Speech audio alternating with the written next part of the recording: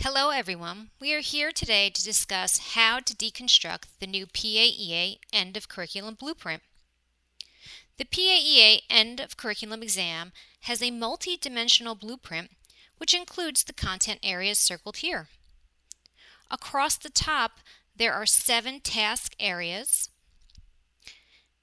and 4 entrustable professional activities or EPAs.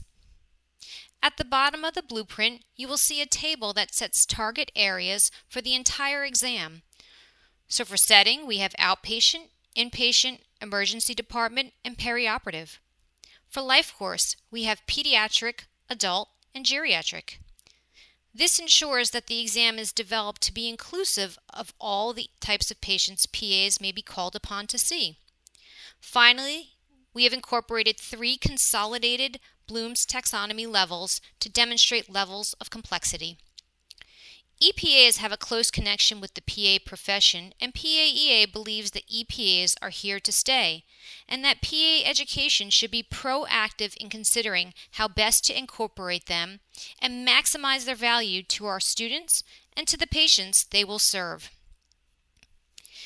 Many of you may be wondering why PAEA decided to use EPAs to guide the format of the exam. After a work group considered all possibilities, including mapping to the new PAEA core competencies for PA graduates, they decided EPAs were the best option for the following reasons. For starters, EPAs are brief, action-oriented, and without qualifiers. As such, they are better aligned with the end of curriculum task areas. For example, this EPA is aligned with the tasks clinical intervention and clinical therapeutics. All the EPAs on our blueprint can be aligned with multiple competencies. For example, the EPA develop and implement patient management plans can be mapped to the competencies patient-centered practice knowledge and health literacy and communication. After significant consideration, a work group chose 4 EPAs to add to the end of curriculum blueprint.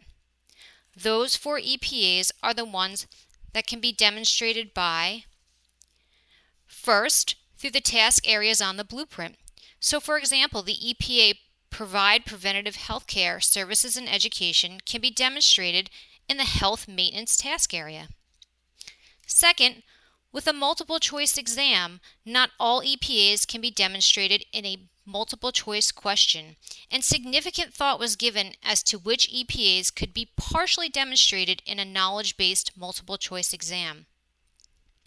And finally, we chose the EPAs that are aligned with the end of curriculum's purpose, medical knowledge.